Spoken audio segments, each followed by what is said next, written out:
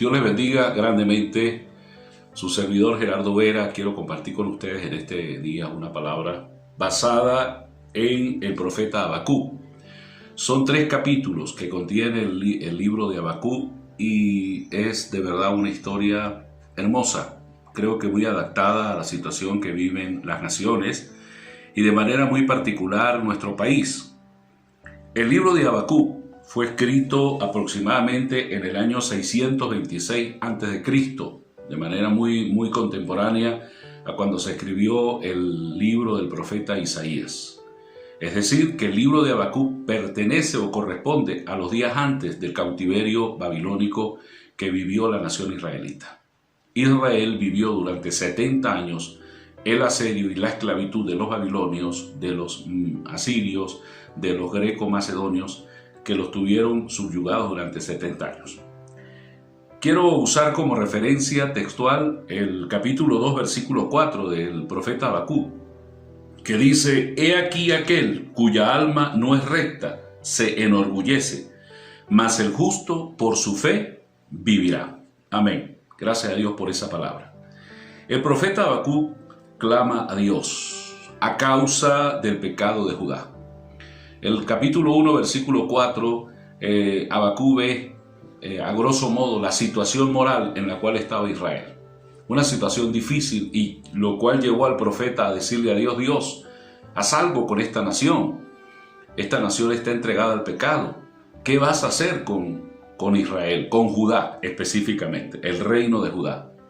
Pues Dios no tardó en responder la oración del profeta, porque Dios no tarda en responder.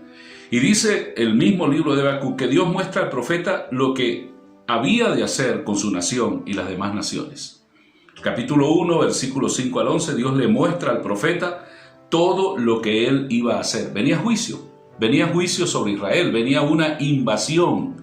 Vendría la nación israelita, la nación israelita sería asediada, sería tomada violentamente por los babilonios, por los caldeos. Cuando Habacuc ve semejante cuadro profético fuerte, Habacuc dice: Dios, pero ¿por qué tan fuerte? Yo te pedí que hicieras algo con Israel, pero me doy cuenta que es muy fuerte lo que vas a hacer. Entonces Dios, en su paciencia, en su justicia, lleva a Habacuc a una realidad. Le muestra a Habacuc cuál es la realidad espiritual de la nación israelita. Pero en medio de esa realidad espiritual en la cual está Israel, nace este hermoso pasaje que le acabé de leer: «Mas el justo por la fe vivirá». Dice textualmente, «He aquí aquel cuya alma no es recta se enorgullece, mas el justo por su fe vivirá». En medio de ese cuadro tan difícil, Dios muestra un hálito de misericordia. Todos aquellos que son justos y que se aparten del pecado, en medio de esa invasión, en medio de ese juicio que vendría sobre Israel, ellos vivirían por fe. ¿Por qué Dios determinó el juicio sobre Israel?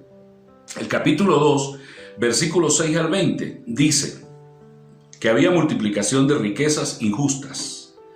Habían negocios, robos, había soborno, habían asesinatos, codicia y robo, deseo de poder, deseo de tener dinero mal habido, de tener alimentos, de tener, propiedades. Había asolamiento a los demás pueblos vecinos.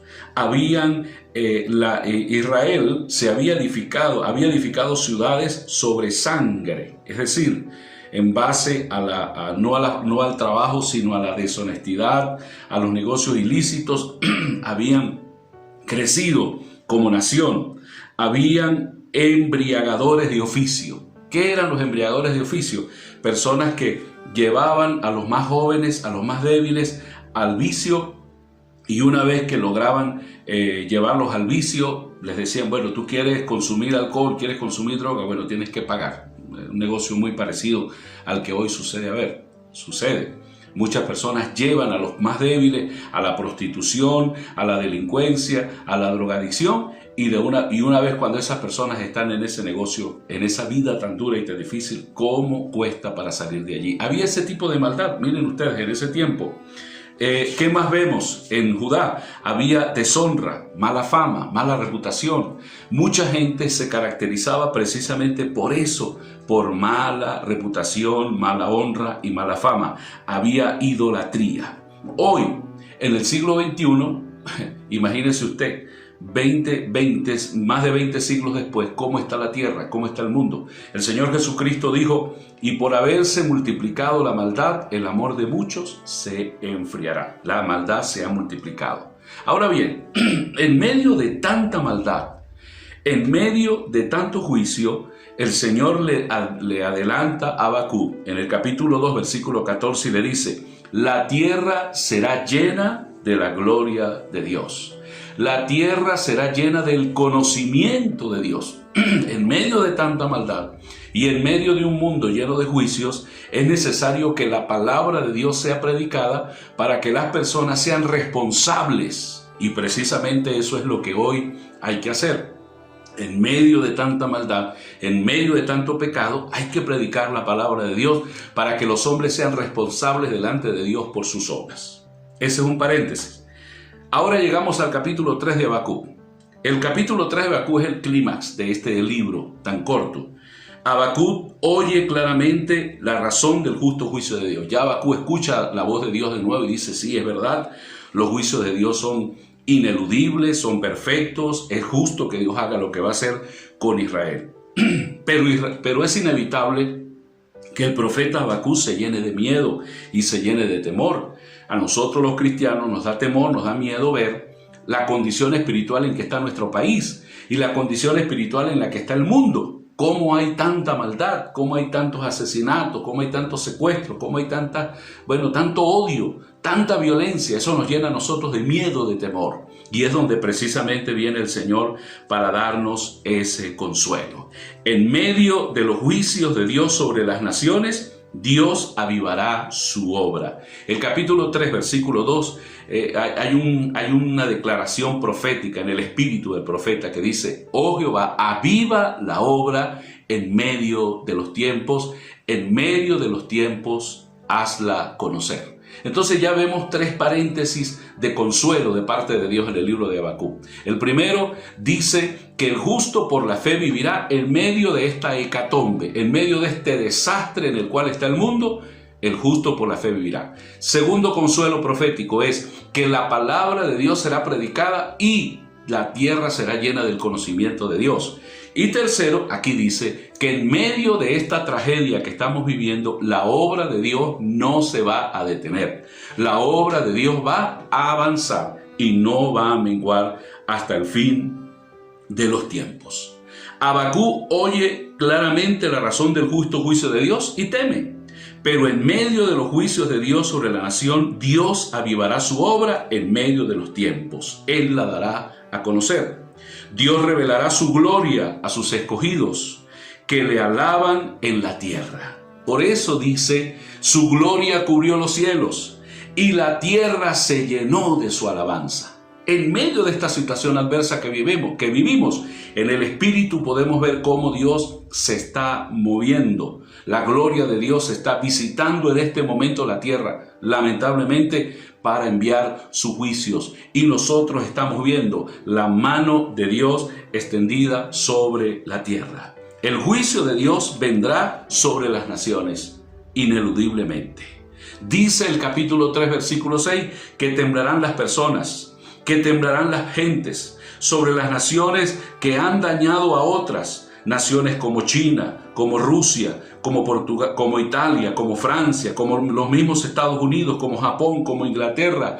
Están viendo el juicio de Dios, están viendo a sus coterráneos cómo mueren por cantidades inmensas. Pero si nosotros analizamos la historia de estas naciones por ser potencias mundiales han hecho mucho daño.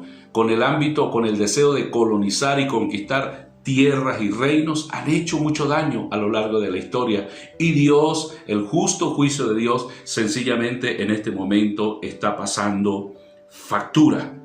El versículo 7 del capítulo 3 dice que habrá aflicción y temblor. habrá inundaciones, habrá sequía, la tierra será hollada, las naciones serán trilladas. Capítulo 3, versículo 12. Es impresionante cómo pudimos saber que el petróleo tuvo un bajón impresionante. En años, en décadas, no se había visto una economía tan devastada como la que se está viviendo en este momento. El coronavirus paralizó a las naciones más poderosas de la tierra, como China, como Estados Unidos, como Francia, como Inglaterra, como Alemania, como otras naciones, como Brasil, como la India, como México. Los mismos Juegos Olímpicos fueron suspendidos. Óigase bien, yo no había escuchado eso, que una olimpiada fuera suspendida. Fue suspendida los Juegos de las ligas de fútbol, de básquet, de béisbol, que mueven tanto dinero, que mueven tanto poder en el mundo, tuvieron que frenar, tuvieron que callarse. El mundo tuvo que cerrar las puertas. Por eso la Biblia dice, calle delante del Señor toda la tierra. Entonces el mundo está bajo el juicio de Dios. Ante tanto dolor, ante tanta confusión e incertidumbre que le está sucediendo a las naciones y que le toca vivir a la tierra, ¿qué actitud vamos nosotros a tomar? ¿Qué vamos a hacer nosotros? Vamos a imitar al profeta Habacuc, que dijo, aun cuando nuestras entrañas se conmuevan al ver tanto dolor, aun cuando tiemblen nuestros labios, capítulo 3, versículo 16, aun cuando nuestros huesos estén conmovidos por tanto dolor y tanta muerte, nosotros tenemos que tomar la misma decisión que tomó el profeta Habacuc, quien dijo, he decidido estar quieto. Estaré quieto. En el caso de Israel, la invasión de las tropas del ejército caldeo eran inevitables. Venía una invasión sobre Israel. En el caso del trato de Dios con nuestra nación, nosotros no podemos detener lo que Dios va a hacer. Y lo que Dios está haciendo en las naciones no lo podemos detener hasta el tiempo en que Dios diga hasta aquí. Ya ha quedado demostrado que Dios tiene el poder y que las naciones, por muy poderosas que sean, sencillamente son frágiles delante del Todopoderoso. ¿Qué vamos a hacer ante la situación que nos toque vivir? La palabra es clara. El profeta dijo, estaré quieto, aunque la higuera no florezca. La higuera produce higos, lo dulce, aunque no haya dulzura, aunque no haya uvas, aunque no haya vino, es decir, aunque no haya alegría, aunque no haya medicinas, aunque no haya la manera de alegrarnos con el vino, aunque no haya aceite, es decir, aunque no haya comestible, medicinas, luz, aunque no haya belleza, porque esas son las propiedades que tiene el aceite, dar belleza, es un elemento combustible, aunque no hayan estos elementos tan importantes para la vida de una nación. Dice, aunque no haya ovejas que producen leche, que producen carne, las ovejas que son usadas para el sacrificio del culto, las ovejas que dan lana, aunque no haya dinero, aunque no haya vestido. Dice también el profeta, aunque no haya vacas, la vaca produce leche, el queso, la carne, el suero, el mismo dinero. Es decir, aunque no haya una base económica sustentable, dice el profeta, con todo eso, yo me alegraré en Jehová, el Dios de mi salvación. La actitud que tenemos que tomar ante este tiempo es una actitud de gozo y de alegría en Dios. Dios nos da ese gozo y Dios nos da esa alegría para soportar este momento difícil que Dios ha permitido para limpiar la tierra y para enseñarle al mundo que Él sigue siendo Dios. Y finaliza el profeta diciendo, Jehová el Señor es mi fortaleza, el cual hace mis pies como de ciervas y en mis alturas me hace andar. Las cebras, como animales herbívoros, habitan en los lugares altos porque allí encuentran el alimento. Su alimento y su fortaleza están en lugares altos porque allí está su alimento. Nosotros, los hijos de Dios, los justos, que viviremos por fe y que veremos la gloria de Dios y que somos llamados a proclamar este mensaje del Evangelio, no debemos temer porque el Señor es nuestra fortaleza. Él es nuestro ayudador y en sus alturas Él nos hace andar. Señor, gracias por tu palabra. Bendice de una manera especial a todas las personas que la han escuchado y que en medio de estos tiempos tu obra pueda ser avivada. Que en medio de estos tiempos tu palabra sea dada a conocer. Que en medio de estos tiempos, Señor, el justo pueda vivir por fe. Y que en medio de estos tiempos difíciles nos podamos gozar y alegrar en ti, Señor. Amén.